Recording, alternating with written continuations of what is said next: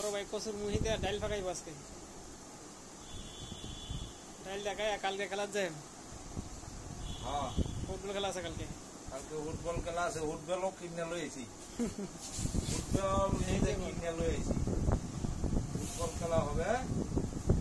এই বল ফুটবল খেলা আপনারা সবাই দাওয়াত। হ্যাঁ, ডাইল কেমনে ফাঁকাইবেন, কেমনে কি করবেন সব প্রসেসিং দেখাই দিব ভিডিওতে। হ্যাঁ,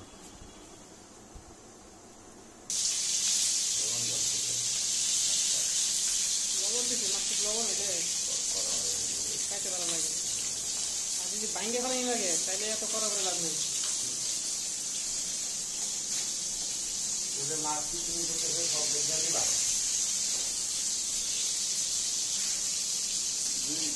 দুইটাই দিচ্ছি।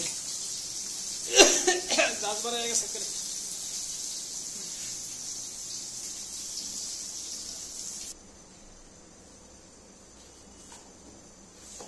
ডাল রান্তাছি। প্রথমে পেঁয়াজটা একটু তেল ভাজিয়ে লইতে হইব। পেঁয়াজটা তেল ভাজিয়া পরে আপনি হলুদ, মরিচ, আদা, রসুন এগুলা তেল এই সাইডে দেওয়া লাগবে। সাইডে একটু ডাইকে দিবেন, বুঝছেন? ডাইকে দেয়া এই 1 মিনিট পরেই আপনি উদান করবেন। আপনি একটু হালকা লাড়া দিয়া ধরে রাখবেন। যখন এটা কষনি আইব ডাল লবণটা, তখন আপনি মুখি কচুর মুখি দিয়া দিবেন, দিয়া ডাইকা দিবেন।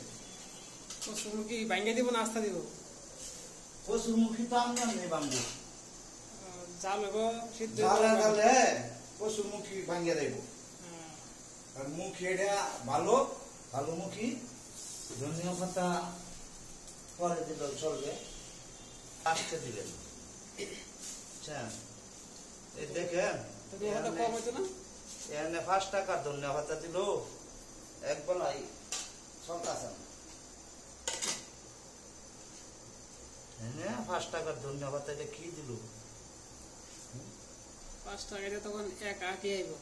5 টাকার ধনিয়া পাতা দুর্লভ নয়, এখন পাওয়া যায় না তো এই জন্য। এখন আমরা বেচালার মানুষ, বেশি করে যত যন্ত্রণা বেচালার মানুষ আমরা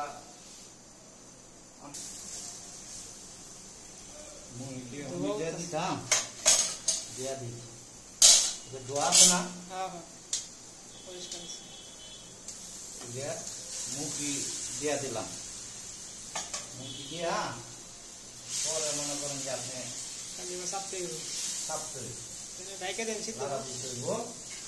আর সিদ্ধ হইলেই পরে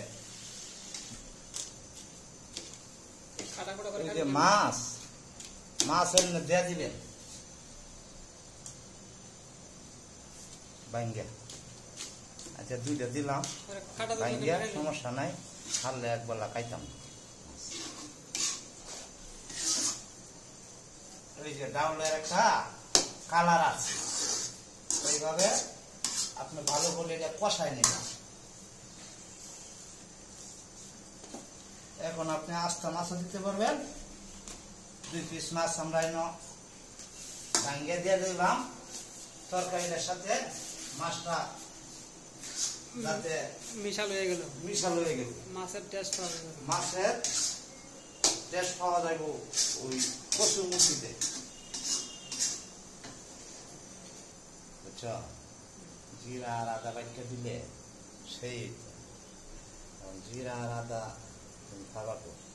রান্নার প্রসেসিং শেষ, এখন শুধু খাওয়ার পালা। এক মিনিট পরে নামাই আমরা খাইলাম।